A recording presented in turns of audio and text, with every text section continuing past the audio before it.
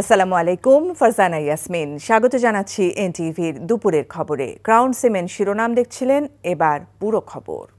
গণঅভ্যুত্থানের পর রাজনৈতিক দল ও আমলাতন্ত্রের মৌলিক পরিবর্তন হয়নি এবং জুলাই চেতনার বাস্তবায়নও খুব বেশি দেখা যায়নি বলে মন্তব্য করেছেন টিআইবির নির্বাহী পরিচালক ডক্টর ইফতেখারুজ্জামান। সকালে রাজধানীর ধানমন্ডিতে ট্রান্সপারেন্সি ইন্টারন্যাশনাল বাংলাদেশ ও Reporters Forum for Election and Democracy আয়োজিত কর্মশালায় কথা বলেন তিনি। এককভাবে নির্বাচন কমিশন নির্বাচন সুষ্ঠু করতে পারে না উল্লেখ করে তিনি বলেন, নির্বাচনকালীন সরকার ও আইন শৃঙ্খলা বাহিনীর নিরপেক্ষ ভূমিকাও গুরুত্বপূর্ণ। মাত্র ১.৫ বছরে দীর্ঘদিনের রাজনৈতিক স্বৈরাচারীর সেটআপ ঢেলে সাজানো কঠিন বলেও জানান তিনি। তবে এজন্য রাজনৈতিক দলগুলোকেও সঠিক ভূমিকা পালনেরও আহ্বান জানান তিনি। নির্বাচনে গণমাধ্যমকে নির্বাচন সংশ্লিষ্ট কর্মকর্তা থেকে অনুমতি নেওয়ার বিধান থাকলে ভোট সুষ্ঠু হতে বাধা থাকবে বলেও জানান ডক্টর ইফতেখার। আশাবাদী করতে চাই, যত বেশি আমরা ডিমান্ড সাইড থেকে যারা আমাদের তথ্য প্রকাশকারী, তথ্য প্রতিবেদন প্রকাশকারী, চাহিদা সৃষ্টিকারী, তাদের পক্ষ থেকে আমরা যতখানি নিরপেক্ষভাবে সুষ্ঠুভাবে কোনো প্রকার বায়াসের ঊর্ধ্বে থেকে ভূমিকাটি পালন করতে পারবো, তত বেশি আমরা সুষ্ঠু নির্বাচন পাওয়ার সুযোগ সৃষ্টি করতে পারবো। একইভাবে আমাদের তো নিজস্ব যে ভূমিকাটা আছে সেটি আমরা পালন করতে পারবো। সপ্তাহের ব্যবধানে কাঁচামরিচ সহ বেড়েছে বেশ কয়েকটি সবজির দাম, তবে কেজিতে ৫ টাকা কমেছে পেঁয়াজের দাম। অন্যদিকে মৌসুমের শেষ পর্যায়ে এসেও চড়া দামে বিক্রি হচ্ছে ইলিশ সহ অন্যান্য মাছ। এছাড়া অপরিবর্তিত রয়েছে আলু, ডিম সহ সব ধরনের মাংসের দাম। সক্রিয় বাজার সিন্ডিকেট ভেঙে তদারকি বাড়ানোর বিকল্প নেই বলে মত ভোক্তাদের। আরাফাত ইসলামের রিপোর্ট। গেল সপ্তাহে সবজির দাম কিছুটা কমতির দিকে থাকলেও ছুটির দিনের বাজারে সবজির দাম ফের ঊর্ধ্বমুখী। শীতকালীন আগাম সবজি সহ বেশ কিছু সবজি কেজি প্রতি প্রায় ১৫ থেকে ২০ টাকা পর্যন্ত বেড়েছে। এছাড়া সপ্তাহের ব্যবধানে কাঁচামরিচ কেজিতে ৪০ টাকা বেড়ে ২০০ টাকার আশপাশে বিক্রি হচ্ছে। আমরা বেশি দিয়ে আনি, বেশি কারণ মাল শর্ট হইলে দাম বাড়ে। কিছুটা স্বস্তির খবর পেঁয়াজের বাজারে। সপ্তাহান্তে এই নিত্যপণ্যটির দাম কেজিতে ৫ টাকা কমেছে। আগের দামেই রয়েছে আলু। তবে নিত্যপণ্যের উচ্চমূল্যে না বিশ্বাস ক্রেতাদের তাগিদ বাজার নিয়ন্ত্রণের।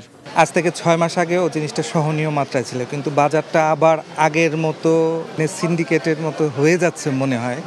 কিন্তু অল ওভার কন্ট্রোল দরকার। বর্তমান যে সরকার আছে উনি যদি আমাদের এই দিকটা দেখে যে এগুলো যদি বাজারটা নিয়ন্ত্রণে আনা যায় তাহলে আমাদের জন্য খুব ভালো হয়। মাছের বাজারে স্বস্তি নেই ভোক্তাদের। কেজিতে ৫০ থেকে ১০০ টাকা বাড়তি দাম গুনতে হচ্ছে তাদের। মৌসুমের শেষ ভাগে এসেও নাগালের বাইরেই থাকছে ইলিশ। দরদাম করেও অনেকেই তাই ফিরে যাচ্ছেন। আমি চাই যে আর একটু কমে হলে ভালো হতো, কিন্তু সেটা যারা বাজার মনিটর করছে তারা যদি একটু জিনিসটাকে কন্ট্রোল করে। ১ কেজি সাইজের ইলিশ ২২০০ টাকা কেজি, আর ১ কেজির নিচের গুলো আপনি ২০০০ টাকা কেজি, আর যেটা ৫০০ গ্রাম ৪০০ গ্রাম সাইজ এটি ১২০০ টাকা কেজি। বেশি কারণ হইলো আপনার মাল কোম্পানিরা কি না রেট করে আপনি বিক্রি করতেছেন ২০ কেজি করে প্যাকেট করে, এটা সিন্ডিকেটের ব্যবসা করতেছেন। অনেকদিন ধরেই বাড়তি দামে চাল বিক্রি হচ্ছিল। ভারত থেকে আমদানির পর কিছুটা কমেছে চালের দাম। চালের বাজার তো দাম কমতি এখন।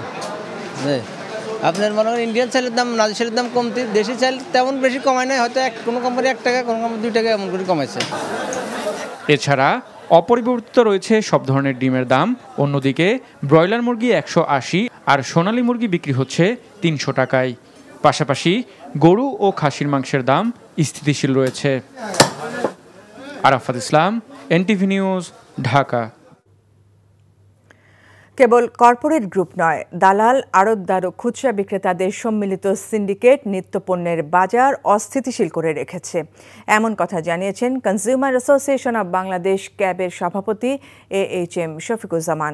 সকালে ঢাকা রিপোর্টার্স ইউনিটিতে সংবাদ সম্মেলনে তিনি জানান, সিন্ডিকেটের কারণে কৃষকের কাছ থেকে আসা ৩০ টাকার পণ্য রাজধানীর ক্রেতাদের কিনতে হয় ৮০ টাকায়। শফিকুজ্জামান আরও বলেন, প্রতিযোগিতা কমিশনকে সঙ্গে নিয়ে বাজার সিন্ডিকেট ভাঙতে কাজ করবে ক্যাব। পাশাপাশি ন্যায্য মূল্য নিশ্চিত করতে কৃষকদের পণ্য সরাসরি ভোক্তার কাছে পৌঁছানোর ব্যবস্থা নেওয়া জরুরি বলেও জানান তিনি। সরকার বরাদ্দ দিলেও বেশিরভাগ কৃষি ঋণ কৃষকের কাছে পৌঁছায় না উল্লেখ করে ক্যাব সভাপতি বলেন, এর জন্য চড়া সুদের দাদন নিতে বাধ্য হচ্ছেন তারা। সিন্ডিকেটের কথা বলছেন, সেটা 4-5 জন যারা বড় বড় কর্পোরেট গ্রুপ করতে পারে, বাট আমাদের সবজিতে কে সিন্ডিকেট করে? এখানে প্রচুর অদৃশ্য হাত আছে, এই হাতগুলো দেখা যায় না। এখানে আপনার শত শত হাজার হাজার লোক কিন্তু এখানে জড়িত হয়ে যাচ্ছে, কারণ আমার এই বিপণন ব্যবস্থা যদি আমি ঠিক না করতে পারি, তাহলে আপনার এই ফড়িয়া, এই দালাল, এই কি বলে আড়তদার, এইখান থেকে আমরা এই শৃঙ্খলা ভাঙতে পারবো না। দুর্গাপূজায় সরকারি ছুটি 3 দিন করার দাবি জানিয়েছে বাংলাদেশ জাতীয় হিন্দু মহাজোট। সকালে জাতীয় প্রেস ক্লাবে বাংলাদেশ জাতীয় হিন্দু মহাজোট আয়োজিত আসন্ন দুর্গাপূজায় নিরাপত্তা ও হিন্দু সম্প্রদায়ের ভাবনা শীর্ষক আলোচনায় এই দাবি তুলে ধরা হয়। আলোচনায় বক্তারা বলেন, প্রত্যেকটি স্থায়ী ও অস্থায়ী পূজা মন্দিরে সিসি ক্যামেরার ব্যবস্থা সহ পূজার 10 দিন আগে থেকে পূজা শেষ হওয়া পর্যন্ত নিরাপত্তা জোরদার করতে হবে। গেল বছরের মতো দুর্গাপূজায় সেনাবাহিনীর টহলেরও দাবি জানানো হয় আলোচনায়। তাছাড়া দুর্গাপূজায় নিরাপত্তা জোরদার করার জন্য কেন্দ্রীয়ভাবে একটি মনিটরিং সেল করার দাবি জানান বাংলাদেশ জাতীয় হিন্দু মহাজোটের নেতারা। আমার ধর্মীয় অনুভূতি যে আঘাতটা আসছে, সেখানে সরকার, রাজনৈতিক দল বা এদেশের বুদ্ধিজীবী তারা নীরব কেন? আমার একটা প্রতিমত ভাঙার কথা নয়, একটা বলতে আঘাত দেওয়া মানেই তো সেখানে সাম্প্রদায়িকতা। একটি ঘটনাও কিন্তু আমরা মিথ্যা তুলে ধরি নাই। যদি সেটার কোনো প্রমাণ সরকার দিতে পারে, আজকে দীর্ঘ সময় থেকে কিন্তু আমরা এগুলি বলছি, কিন্তু কোনোটারই কিন্তু বিচার হচ্ছে না। সংস্কারের অভাবে সাভারে ব্যস্ততম একটি সড়ক যেন পরিণত হয়েছে জলাশয়ে। রাজফুলবাড়িয়া সড়কে জমে থাকা পানির সঙ্গে নর্দমার আবর্জনা মিশে সৃষ্ট স্থায়ী জলাবদ্ধতা থমকে দিয়েছে জনজীবন। এর সঙ্গে যুক্ত হয়েছে পানি ও মশাবাহিত রোগ। ঘরে ঘরে ছড়িয়ে পড়ছে ডেঙ্গু। সব মিলিয়ে বিপন্ন হয়ে পড়েছে জনস্বাস্থ্য। আরও জানাচ্ছেন জাহিদুর রহমান।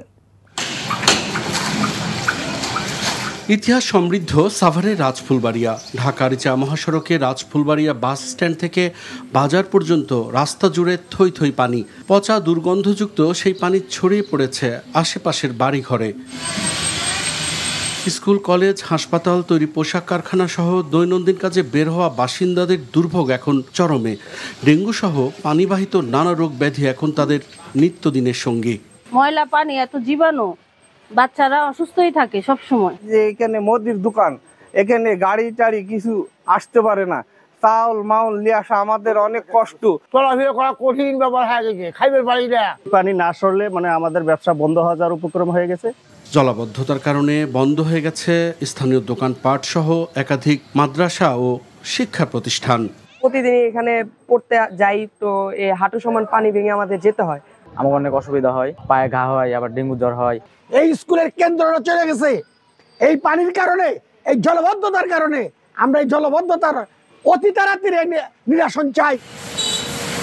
বেহাল সড়কের কারণে বিপাকে পড়েছে স্থানীয় বেশ কয়েকটি শিল্প কারখানা। সড়কের অবস্থা দেখে বিদেশি ক্রেতারাও নিচ্ছেন মুখ ফিরিয়ে। সব মিলিয়ে স্থবির হয়ে উঠেছে জনজীবন। কিভাবে মিলবে পরিত্রাণ, সেটিও সুনির্দিষ্ট করে বলতে পারেনি স্থানীয় প্রশাসন। Jahidur Rahman, NTV news, Savar, Dhaka. এই ছিল দুপুরের খবরে। এই খবরের ভিডিও সহ আপডেট জানতে ভিজিট করুন এনটিভি অনলাইন www.ntvbd.com। এছাড়াও এনটিভির জনপ্রিয় সব অনুষ্ঠান ও খবরের আপডেট জানতে ভিজিট করুন আমাদের ইউটিউব ও ভেরিফাইড ফেসবুক পেজ। 5 দেশের খবর দেখার আমন্ত্রণ রইল। ধন্যবাদ সবাইকে।